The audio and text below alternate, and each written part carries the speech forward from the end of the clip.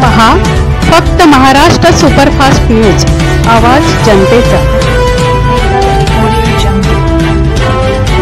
रायगड जिल्ह्याच्या देवळी गावात छत्रपती शिवाजी महाराजांचं भव्य मंदिर उभारण्यात आलं।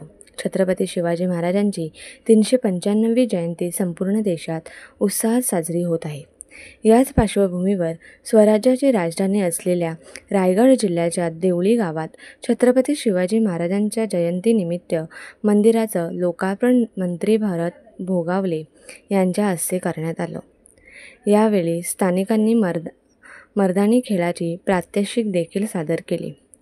राम भोसेकरसह अमृता नारंगीकर, माणगाव।